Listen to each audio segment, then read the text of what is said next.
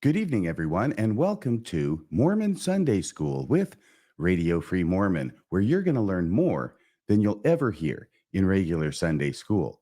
This is the second episode in this series, and this year we're in the Come Follow Me manual, lesson 2, regarding the Book of Mormon.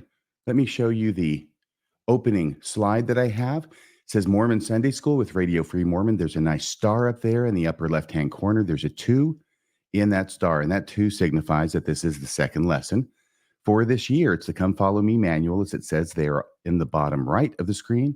Book of Mormon, the material to be covered is First Nephi, chapters 1 through 5, lesson number 2, covering January 8th through 15th of 2024. All right, so let's get into tonight's lesson. I'm excited to get into the Book of Mormon once again. It's been a while. I have read it 20, probably more than 30 times, although the last time I read it through has been a while ago. So this is going to be a great refresher and a lot of fun for me. I hope it's a lot of fun for you. So the lesson manual itself ends up giving what I think may be the oxymoron of the year. And if this holds, that would be amazing to hit oxymoron of the year when you're still in January and you're only on lesson 2. We'll see if this remains the oxymoron of the year. In the manual, this is the actual language from the manual as opposed to the Book of Mormon itself. As you probably know, definition of an oxymoron is a figure of speech in which apparently contradictory terms appear in conjunction. And this is what I'm talking about and referring to in the Come Follow Me manual for lesson number 2. It leads into it as follows. As you read 1 Nephi 3 through 4, once again, this is quoting from the manual, look for the variety of difficulties Nephi encountered. How did the Lord prepare a way for Nephi to accomplish the thing which he commanded? Why is it important for you to know what the Lord did for Nephi?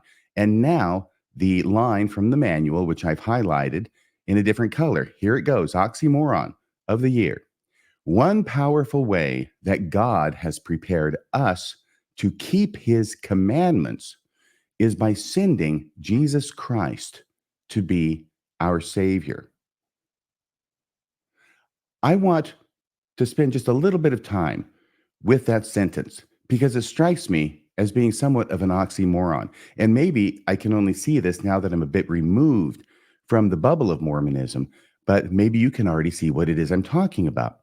Why is it that in Mormonism, Jesus Christ's role as Savior seems to have been reduced largely to setting an example for us of complete submission of our will to God, like Jesus did, right?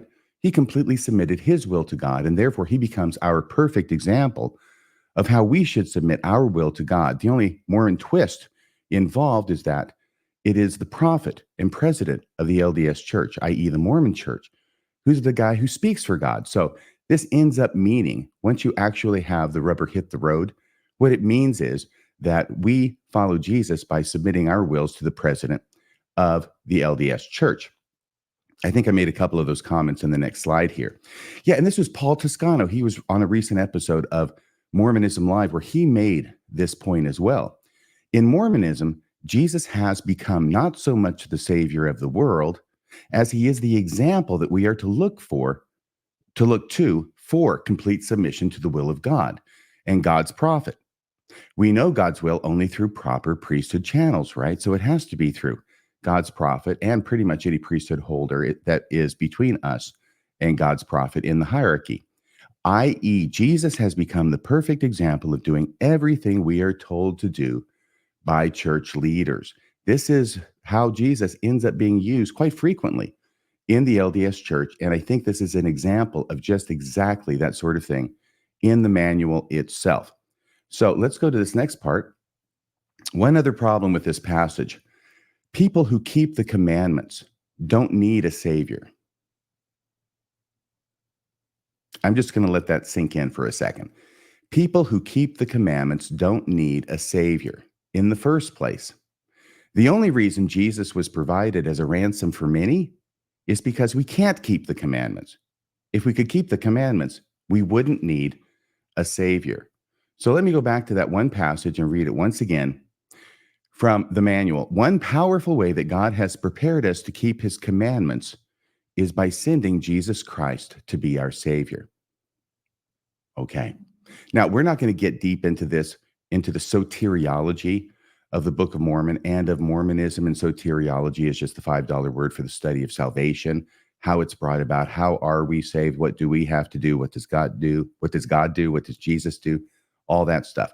I expect we'll get into it more in other chapters later this year in the Book of Mormon, but we're going to be talking for the rest of the time during class about one particular story that's contained in the first 5 chapters of the Book of Mormon. And that story is Nephi murdering Laban. Nephi murders Laban in 1 Nephi chapter 4. And the first thing that's really amazing about the manual is that the Come Follow Me manual completely omits this story. There is nothing in the Come Follow Me manual. Once again, it's been condensed down to one manual for all people in the church to study at home and at church. There's no mention of this story, which I find remarkable. The closest the manual gets to chapter 4 at all is to reference verse 6 and only verse 6, which says, "And I was led by the Spirit, not knowing beforehand the things which I should do." Well, that's all well and good, but I can't help but notice that that's where they stop. That's the only verse they mention, and they don't even talk about Laban getting beheaded by Nephi on that dark Jerusalem night. Now, this is as close as they get to the story. Once again, I'm going to be quoting from the manual. "The scriptures are a great treasure." That's a subheadline within the manual itself. And it goes on. "The scriptures were very important to Lehi's family. To illustrate this, you could invite your children to help you tell or act out what Nephi and his brothers did." By the way, my heart stopped when I was reading this the first time because I thought, are you really going to have your children act out the murdering of Laban by Nephi? But no, they're not going to act that out.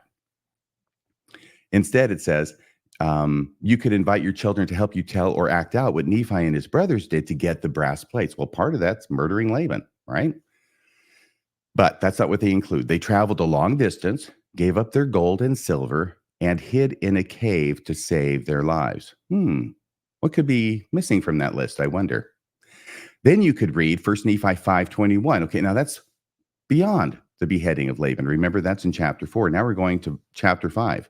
Let's get out of chapter 4 as fast as we can, according to the manual. Then you could read 1 Nephi 5:21 and talk about why the scriptures were so valuable to Lehi's family. Why are they valuable to us? How can we treat the scriptures like a treasure? And that's the end of the quote from the manual. Well, of course, this whole thing about the scriptures is why it was that the Book of Mormon tells us that Nephi had to slay Laban, because Laban had the scriptures and he wouldn't give them to Nephi on those brass plates. So that's why they're so valuable, or how it is that the Book of Mormon presents us as they're being so valuable that Nephi had to commit murder in order to get them from Laban, who was drunk and in the street and apparently unconscious at the time Nephi stole his sword and beheaded him and put on his clothes, and then went and fooled his servant Zoram into letting him into the treasury, getting the brass plates, and making off with him. Okay. Now, this is interesting to me. They don't mention it here. I'm not saying that they're not going to mention it anywhere in any of their manuals for all time going forward, but I am saying this omission is interesting here, and it seems to follow under the Hinckley axiom, which he mentioned in an interview a number of years ago. He was being asked about whether Joseph Smith had ever taught that God was once a man, and his response, instead of just saying, yes, he did, it's called the King Follett Discourse, he says, "I don't know that we teach that. I don't know that we emphasize that." And I wonder, is this omission, this glaring omission of the story of Nephi slaying Laban in the very first chapters of the Book of Mormon and in the second lesson of the new Come Follow Me manual, is this an example of that Hinckley axiom at work? Are they going to not teach it? Are they going to not emphasize that by not mentioning it? And is that what's going on here? My feeling is that that's not enough. In other words, just not mentioning something is not enough. We have to do more as a church to repudiate this story of Nephi slaying Laban, to repudiate this story than simply ignore it, which is what the church seems to do on a regular basis when it wants things to go away. It ignores it in hopes it will go away. We consider the matter closed, right? We have seen where simply ignoring dangerous doctrines can get us, and it's not in a good place. But guess what they included at the end of the lesson? Okay, after making it a point to say absolutely nothing about Nephi's killing Laban in the body of the lesson, guess what they put at the end of the lesson? They put a picture. And here's the picture. It's a picture. Nephi's about to slay Laban. He's holding the sword up. It's obviously nighttime. There's Laban, who looks younger than I would have thought. He's lying down. He's in a drunken stupor. And Nephi is contemplating killing him. And Nephi ultimately will. This photo was taken just seconds before Nephi actually beheaded Laban. And the only thing they have in there about what it is, it's not even called the slaying of Laban. The title of this picture or this painting, which is included in the manual, is called I Did Obey the Voice of the Spirit by Walter Rain. So I think it's a great picture. I like it. But why is this picture of Nephi slaying Laban at the end of the lesson when it doesn't talk about Nephi slaying Laban anywhere in the lesson? It's like a compromise was struck, and this was thrown in at the end, sort of as a sop to appease somebody who might have thought that it should be mentioned in the lesson, but got overruled by others. Okay, now I get to tell you a fun story about Nephi's slaying of Laban. This must have been a dozen years ago. And I'm at church. It's the third hour, back when we had 3 hours of church. And it was high priests group. And we held that in the chapel. So I've got a little picture of the chapel there. That's not our chapel, but they all kind of look the same. And all the high priests are sitting in the pews. And it doesn't take all those pews to hold the high priest in my old ward. But we're just in there. I think it's a summer day. I know the instructor, Joe, was up in front of the class. He's not on the podium. He's down below teaching us, which means reading from the manual. By the way, when you talk about priesthood classes and quorums and groups, when it comes to saying that a lesson's being taught, really what it means is the manual is being read, and usually for the first time and only time. So we're in class, and like I said, I think it was summer because the teacher, Joe, had his coat off. I remember him being in long shirt sleeves and no coat. So he's teaching the lesson. I have no idea what the lesson was about.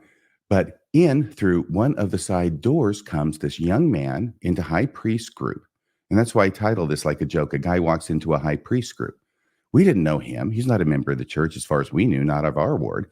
He walks in, he sits on the front row, which is completely vacant because nobody sits on the front row. He doesn't have a tie on. He's not dressed like a Mormon. He seems to have come in off the street. And Joe's teaching his lesson, and this guy raises his hand in the front row, and Joe calls on him. And the guy says, "Is it true that you Mormons believe that it's okay for a guy to behead another person? And isn't that in your Book of Mormon?" And Joe, the teacher, in somewhat of an overly enthusiastic way, says, "Yep, that's absolutely right. It's in there." And the guy just sort of like, okay, well, that settles that point. Obviously, he thought that was a point against the church and against the Book of Mormon to have that story in there. And of course, he's not completely alone in that, is he? So anyway, I remember that, and I remember thinking that was an interesting incident that happened that had to do with this story, because this story is frequently frowned down upon, and for good reason. Because what happens here is that we have the hero of the story, Nephi, who needs something from another person, and he can't get that something, the brass plates, by asking for it. He can't get it by offering to pay for it. In other words, he can't get it by any legal means, but he really, really needs it. And so therefore, because he really, really needs it, he finds Laban in Jerusalem at night, drunk and passed out in the street. So what does he do? Well, he really, really needs those plates. So he starts arguing with the Lord, because the Spirit starts coming to him and telling him he needs to kill Laban. And there's this back and forth between Nephi and the Spirit. And eventually Nephi does kill Laban. So here's the problem, is that we have a person killing another person in an extra legal execution because he heard a voice. And the voice told him that he needed to kill this person. Okay, that's problematic. And I hope it's obvious why that's problematic. Of course, from my point of view as a faithful Mormon, I would have said, yeah, but this voice really was from God, so it's okay. As long as the voices that are talking in your head are really from God, it's okay to kill people when they tell you to. Yeah, not that great an answer, I think. But that was that story. Oh, and then there's another great story about Hugh Nibley that he told when he was teaching his Book of Mormon class. This is his intro to Book of Mormon, his regular Book of Mormon class, not the advanced Book of Mormon class, but it's a requirement for all BYU students in their freshman year to take this course back when Hugh Nibley was teaching it. And he tells a story about how he was teaching in First Nephi chapter 4 and telling the story about uh, Nephi killing Laban in class. And in this particular class, there were a handful of young men from the Middle East who were sitting in the back of his class, and they were sort of chatting to each other during class, probably whispering and giggling and laughing. And Hugh Nibley was looking at that and going, yeah, I know what's going on. So he waits till after class, and he keeps these guys after class, and he wants to talk to them. And he says, okay, so why was it you guys were laughing during class when I was talking about Nephi killing Laban? And Hugh Nibley was fully expecting, as I probably would have been too, that it's going to be the normal reason, right? Like, this is ridiculous. Why would God command Nephi to kill Laban? And then why would Nephi follow through on it? But actually, they flipped the script because from their culture, according to the story by Hugh Nibley, and I've got no reason to doubt him on this, the reason that they were laughing was because they found it unbelievable, but not because of the reason that we tend to think, but because they said, there's no way that Nephi would have waited that long. He would have just cut his head off right away. He wouldn't have been arguing with the spirit. That's what made it unbelievable for them. So I think it is important to look at things from different contexts, from different vantage points. And that's something that surprised Hugh Nibley enough that he remembered to tell that later on. And I heard it, and I'm repeating it for you today. Now, here's one of the problems, okay, is that with this story, if we take it literally, is that Nephi cuts Laban's head off. And generally, that would be associated with a great deal of blood spurting out of the carotid artery and getting everywhere on Laban, obviously on the street, on the stones of the street, if there were stones on the street, and probably all over Nephi. So here we've got this picture that I took from Macbeth. By the way, I am doing another podcast at the same time as this, not recording it at the same time, but it's called Brush Up Your Shakespeare. And if you want to go and have a lot of fun with Shakespeare, brushupyourshakespeare.org is where you should go. And this is a line from Macbeth, which we're not doing right now, but it fits in here. Remember, Macbeth kills King Duncan while King Duncan is asleep under his own roof. And much later on, Macbeth's wife, Lady Macbeth, is remembering this in sort of a fevered dream while she's sleepwalking. And she says, yet who would have thought the old man to have had so much blood in him? It's a shock. Yeah, it is a shock for people who don't know how much blood is in a person, even in an old man, and even in Laban, who was probably not necessarily an old man. Then there was another story and another quote from Hamlet. Now could I drink hot blood? And I've got a picture there of Conan the Barbarian who's beheaded somebody. And yeah, there's a lot of blood there on his sword and on the ground. And the rest of that quote, by the way, from Hamlet is, now could I drink hot blood and do such bitter business as the day would quake to look on. It's a great line from Hamlet. But the reason I include it is because if Nephi was going to keep all of Laban's blood from getting on him, from getting on Laban, from getting on Laban's armor, and we'll get to that in a second, he would have had to drink it all. Literally, he would have had to drink that blood in order to keep it from splashing everywhere. And even then, I don't think it would have helped. Okay. So the problem is, let me just complete this thought, is that Nephi later puts on Laban's armor in order to fool his servant Zoram. And unless this is all being done in complete blackness, or if Zoram is perhaps legally blind, why wouldn't Zoram see that this person who is supposed to be Laban is all covered in blood? Why? There's not really a good reason for that that's given in the scriptures. And so this is another reason why when we read this, we should probably think of this as something that is not meant to be taken literally. It is a story that doesn't make sense in the real world. And perhaps what we should look for, if we're trying to find lessons in it, maybe we should look elsewhere than the literality of the event. And honestly, the further we can get away from the literality of the event, I think the safer ground that we're going to be on. Now, why was it necessary to behead Laban? This is the question, right? Now, we know that Nephi, they'd asked for it nicely. He says, no, it's my brass plates, for crying out loud. We would expect it to be pretty darn valuable at the time if they had brass plates and codices like are described here, which I don't think they did. There's no archaeological evidence they did, but if they did, it would be pretty valuable. And Nephi gives us plenty of reasons for killing Laban, or should we call them self-justifications that Nephi is playing out in his head, mostly amounting to Laban is a bad guy who stole our stuff and tried to kill us, and we really, really need those brass plates. Those are the justifications. They're quite basic. But then something happens a few chapters later that throws the whole episode into question. The whole episode of Nephi feeling he had to kill Laban, a defenseless Laban, in order to get his brass plates. And what is that incident that happens a few chapters later? Well, it involves another object made out of brass. And I'm talking about the Liahona. Now, it's not called the Liahona till Alma. We understand that, but the object itself appears in 1 Nephi chapter 16. And here's what it says in verse 10. I think you probably know the story. And it came to pass that as my father arose in the morning and went forth to the tent door, to his great astonishment, he beheld upon the ground a round ball of curious workmanship, and it was of fine brass. And within the ball were two spindles, and the one pointed the way whither we should go into the wilderness, etc. We all know the story.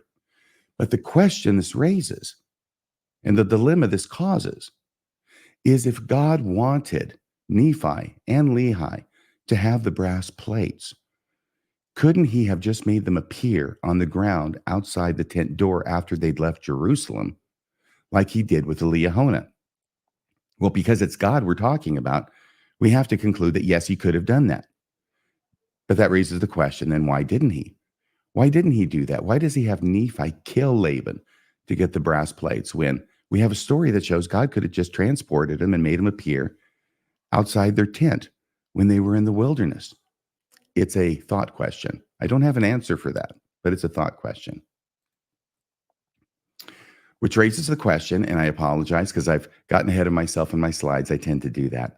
If God could make the brass Liahona appear out of nowhere in front of Lehi's tent after they were safely away from Jerusalem, why couldn't God have done the same thing with the brass plates?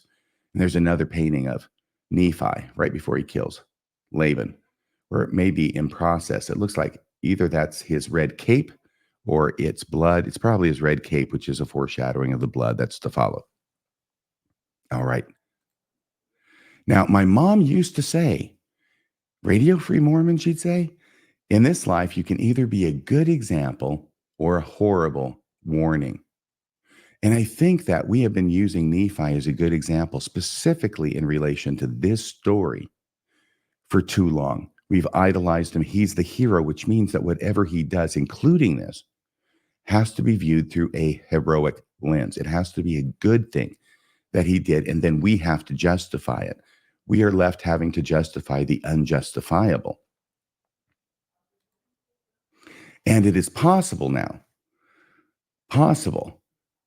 that if we look at this story a little bit more closely, we can see that the text of the entire Book of Mormon, by the way, not just this story, but the text supports the interpretation that this was not a good thing that Nephi did, that in fact, this was a very bad thing that he did. And the story is told not for us to emulate or justify, but as a warning to us that we should not do anything remotely similar to this, that this is a bad idea, that this is indeed a horrible warning.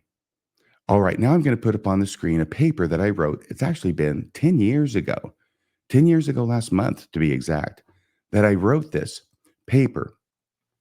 And I'm going to read it for you or perform it for you at the end of this class, which is now. It'll probably be the last half of the class. It's a bit of a long paper. I think it's really good.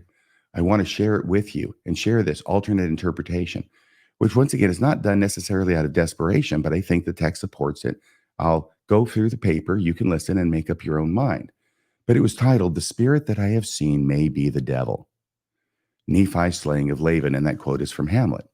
And what I do is 10 years ago, I was really very deep into the classics, Greek tragedy, Greek histories, Shakespeare, a number of things which I draw from in order to make this argument. And it may be a bit overdone. I don't know. I hope it's not pretentious, but here we go.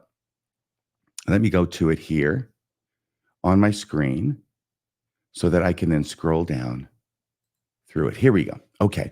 So this was published on December 10th, 2013. So, like I said, 10 years ago last month. And I have a picture of the Balrog there at the beginning from Lord of the Rings. The opening pages of the Book of Mormon, excuse me for a second.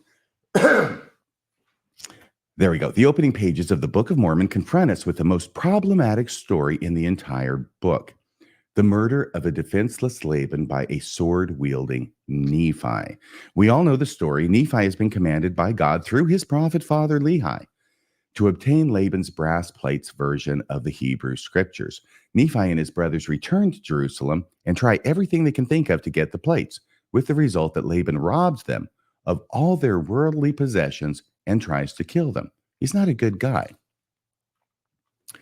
Nephi, not knowing what to do next, goes into Jerusalem by night, stumbles across Laban lying drunk in the gutter, and is constrained by the Spirit. That's the quote from the Book of Mormon. Constrained by the Spirit to kill Laban. Nephi resists the murderous injunction twice, but relents upon the third command and, quote, smote off his head with his own sword. The traditional Mormon response to this grisly tale is to seek to justify Nephi in his murder, adopting the rationales Nephi himself gives to cover his deed. 1, Laban had sought to kill Nephi. 2, Laban would not hearken to the commands of the Lord. 3, Laban had robbed Nephi of his property. 4, Nephi's posterity cannot keep the commandments unless they have the law of Moses engraved on the plates.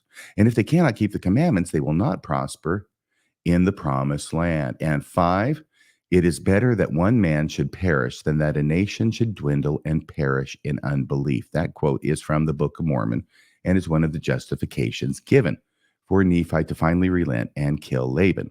I remark here in I make a parenthetical comment. This last excuse, the one about it is better that one man should perish than that a nation should dwindle and perish in unbelief, this last excuse is ironically footnoted in the 1981 LDS edition to Life, Sanctity of. In other words, the sanctity of life in the topical guide. Oh, nothing like having a story about killing somebody who's drunk and defenseless, footnoted to the sanctity of life in the topical guide. Not cross-referenced is the fact the same rationale was given by Caiaphas as the basis to kill Jesus Christ, when he said in John 11:50, it is expedient for us that one man should die for the people and that the whole nation perish not. That doesn't get cross-referenced for some reason. This should be our first indication, though, that something is wrong, that perhaps justifications are not in order, but rather a closer examination of the story, that possibly we find the story of Laban's murder troublesome because it is supposed to be troublesome. Certainly, Nephi is troubled. Why should we not be? Does the story teach that we should do whatever the Lord commands, even if it goes against everything we have been taught and everything we believe in? Is Laban an Isaac for whom no ram in the thicket was caught? Is Laban a wicked Messiah whose blood must be shed for the salvation of the Nephites? Or is something else at play? We are taken aback when a brass ball magically appears overnight in front of Lehi's tent after the departure from Jerusalem. If God could gift Lehi and company with a brass ball, why could he not have done the same with the brass plates? Was the murder of Laban necessary? Was it a loyalty test for Nephi? Did Nephi pass the test or did he fail? The next section is titled Murder Most Foul, also a reference to Hamlet. Nephi rationalizes his murder of Laban because Laban had tried to kill Nephi and had robbed Nephi of his property. But this is exactly what Nephi now does. Nephi murders Laban and robs him of his property. Not only does Nephi steal Laban's brass plates, but also his sword and servant. Is Nephi interested in more than the brass plates? Is cupidity for Laban's sword suggested by Nephi's rapturous description of its having a gold hilt, fine workmanship, and blade of most precious steel? Nephi does every wicked act of which he accuses Laban. In short, Nephi becomes Laban. The text emphasizes this transition of identity when Nephi puts on the garments of Laban, yea, even every whit, including his armor and sword. Nephi even speaks to Zoram in the voice of Laban. I spake unto him as if it had been Laban, 1 Nephi 4:23. Nephi seems constrained to speak of himself in the third person here. Not I spake unto him as if I had been Laban, but as if it had been Laban. So complete is Nephi's transformation that Zoram recognizes Nephi as Laban, as do Nephi's brothers outside the city walls, for they supposed it was Laban. Nephi murders Laban under cover of darkness, and it was by night. When evil deeds are wont to occur, as Hamlet puts it, 'tis now the very witching time of night, when churchyards yawn, and hell itself breathes out contagion to this world, excuse me. Now could I drink hot blood and do such bitter business as the day would quake to look on. The next section is titled The Curse of Nephi. But surely Nephi did the right thing in killing Laban. Did he not obtain the brass plates? Were not the plates necessary? Did not Nephi correctly conclude that his seed had to keep the commandments contained on the brass plates in order to prosper in the land of promise? But here's the rub. Nephi's seed is ultimately destroyed. And more than that, God curses Nephi with the knowledge of it. In response to Nephi's prayer to know the meaning of the dream of his father, the Lord opens up to Nephi a panoramic vision of the future of the world on both hemispheres. Nephi sees many things in chapters 11 through 14. He sees the baptism, ministry, and crucifixion of Jesus and the call of the 12 apostles in chapter 11, the righteousness and iniquity of his people, the appearance of Jesus to the Nephites, and the utter destruction of his own descendants at the hands of the Lamanites in chapter 12. The church of the devil set up among the Gentiles, the discovery of America, the loss of many plain and precious parts of the Bible, the restoration of the gospel, the coming forth of the Book of Mormon, and the building up of Zion. In chapter 13, there's a reason I'm going through all of these, and you'll see that here in just a second. Finally, the polarization of people into either the church of God or the church of the devil, the persecution of the saints by the great and abominable church, the destruction of the wicked in the last days, and the triumph of the righteous in chapter 14. The vision ends on an upbeat and glorious note. But what is Nephi's immediate reaction to the vision, to this overwhelming vision? What is the one thing that arrests his attention? It is the destruction of his descendants that he sees midway through the vision. This is 1 Nephi 15:5. And it came to pass, Nephi speaking, that I was overcome because of my afflictions. For I considered that mine afflictions were great above all, because of the destruction of my people, for I had beheld their fall. That is his initial reaction after having this panoramic vision that takes 4 chapters, 11, 12, 13, and 14. And 15 verse 5, that's what he says. This is the exact right emotional note. In spite of all the wonderful things Nephi has seen, this is the fact on which he fixates. It is reminiscent of Adam's response to the vision he receives from Michael in Milton's Paradise Lost, in which Adam is shown the destruction of his posterity in the flood. So Nephi sees the destruction of his posterity in a vision. Michael sees the destruction of his posterity in a vision in Milton's Paradise Lost. And this is what Adam says. This is what is said about Adam, excuse me. How didst thou grieve then, Adam, to behold the end of all thy offspring, end so sad, depopulation.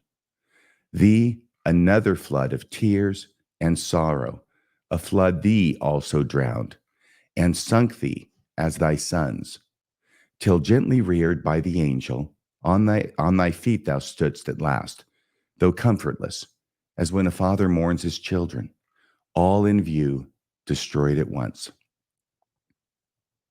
So we see in Paradise Lost how Adam feels when he beholds in vision the destruction of all of his descendants. Will save 8 souls with Noah's Ark, but still pretty much everybody, yeah. And we can compare that then perhaps with how Nephi would have felt under the same circumstances and seeing in vision the destruction of all of his descendants. Adam's words upon seeing this vision are reminiscent of Nephi's. So here's what Adam says: "O visions ill foreseen, better had I lived ignorant of future, so had borne my part of evil only, each day's lot enough to bear. Those now that were dispensed the burden of many ages on me light at once, by my foreknowledge gaining birth abortive, to torment me ere their being, with thought that they must be." Heavy stuff indeed. And if we put ourselves in Nephi's shoes, he sees this entire vision, but the one thing that he fixates on is the destruction of his descendants that he sees. I think that was in chapter 12. It was early on. And yet that's the same thing that Adam goes through, this entire pain, this agony of knowing what will happen to his descendants. Why bother living in the first place if your descendants will all be cut off at some future date? As Adam must be gently reared by the angel upon seeing this calamity befall his posterity, so Nephi must receive strength before he can carry on. 1 Nephi 15:6. As Adam is tormented with the thought that they must be, so is Nephi grieved because of the things which he had seen and knew that they must unavoidably come to pass. Nephi considers his afflictions great above all because of the destruction of my people, for I had beheld their fall. And well he might. What could be a greater and more miserable burden? I'm going to say that line again. What could be a greater and more miserable burden for Nephi to bear? And why does God choose? This is important. And why does God choose to curse Nephi with this foreknowledge? The text thrusts Nephi into the full irony of the situation. For upon returning to the tent after his vision, Nephi sees Laban and Lemuel arguing over the meaning of their father's words. It is these two brothers who have been unrighteous, who have murmured against the will of God from the beginning, who have fought against the divine directive at every turn. These are the two brothers who cannot understand the meaning of Lehi's words because they were hard in their hearts. Therefore, they did not look unto the Lord as they ought. 1 Nephi 15:3. And yet it is their descendants who will survive. It is their descendants, Laban and Lemuel's descendants, who will survive, not Nephi's.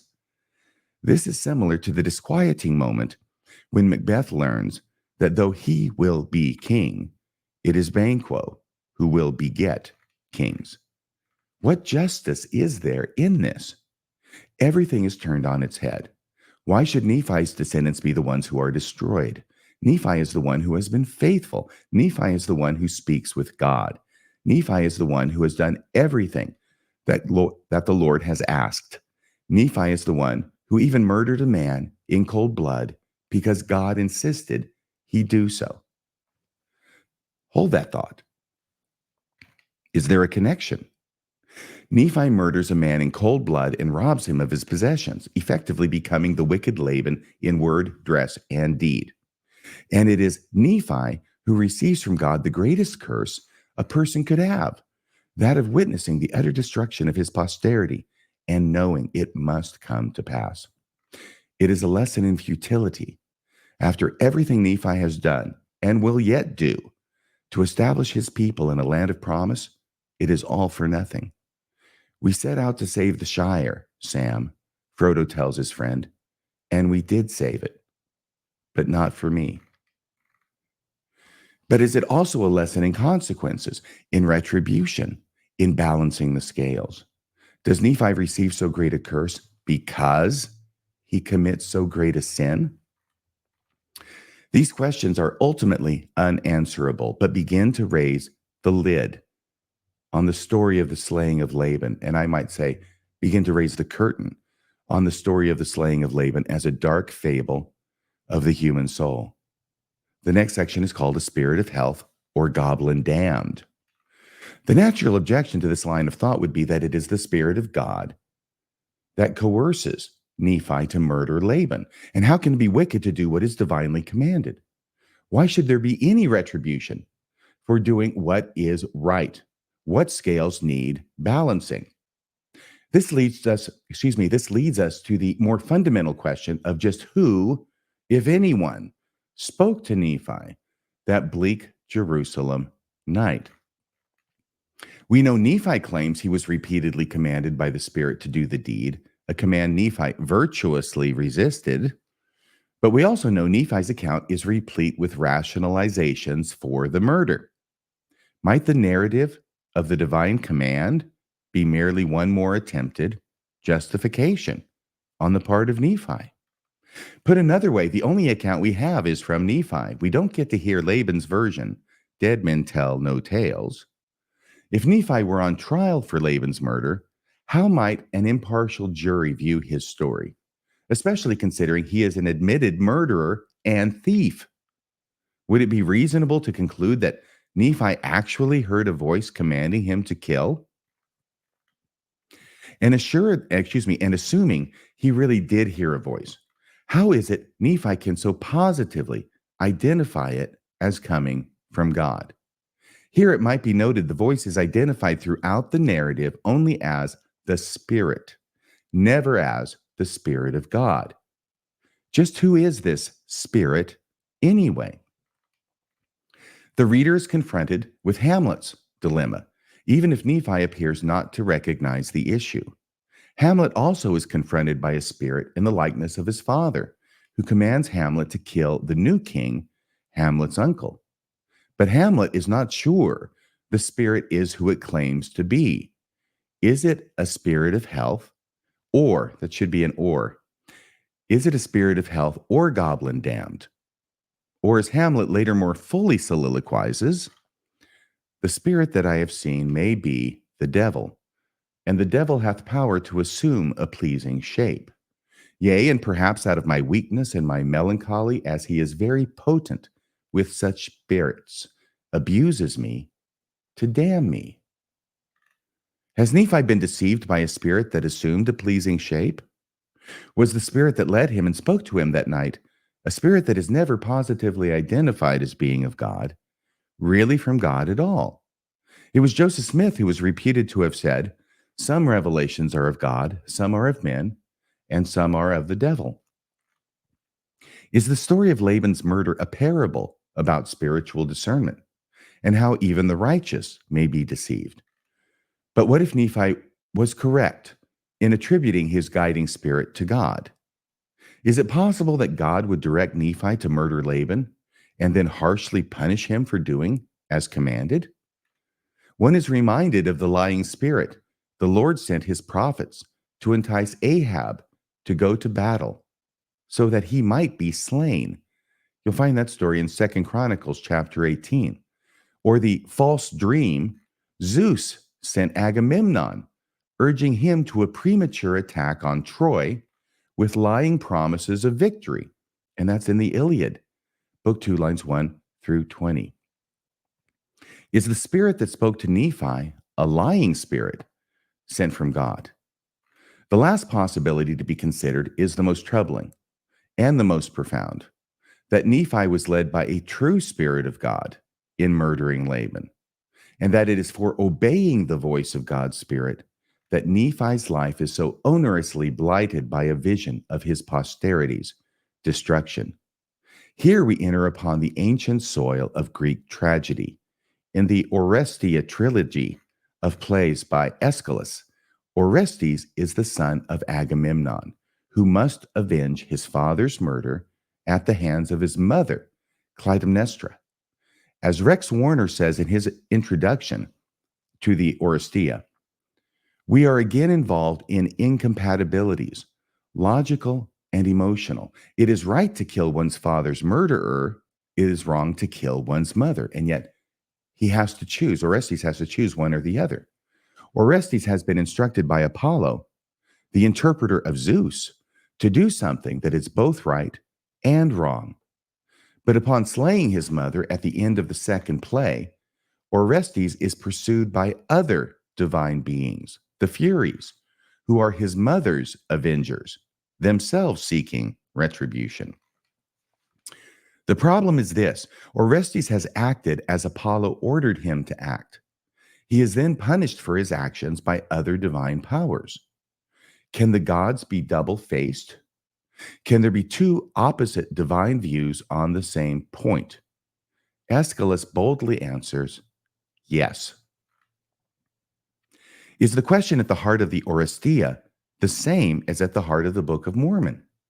Can one who is loyal to God in the extreme also receive the cursing of God in the extreme? Is this the ultimate example of bad things happening to good people? Is it an instance of how Tennyson has Guinevere portray Arthur? He is all fault who hath no fault at all. Is it an example of Stephen King's observation, God is cruel, sometimes he makes you live? Is it a morality tale of the perils of unquestioning obedience, even when such obedience contravenes one's core principles? Is this a lesson other Mormons had to learn on a late summer's day in 1857 at a place called Mountain Meadows?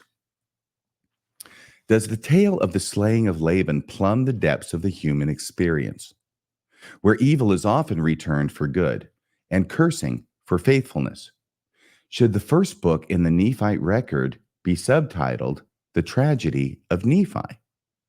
Does it serve as a second witness with Job to the inscrutability of fate and the universality of the mystery of God? And lastly, does it stand as a testament to the proposition that whereas we may not understand the dealings of God in what we frequently find to be a hard, cold cosmos, at least we are not alone in our plight? If the Book of Mormon stands for any of these propositions, it is a book well worth the reading, well worth the pondering, and perhaps well worth the fearing. And that concludes my article about the Book of Mormon and the slaying of Laban that was published 10 years ago and 1 month. So that's what we have there for today's lesson. It looks like we're at 47 minutes and 55 seconds. Yes, we're at 48 minutes and mark. So we'll have a closing prayer given by somebody in the audience, but that's all we have here at Radio Free Mormon and Mormon Sunday School.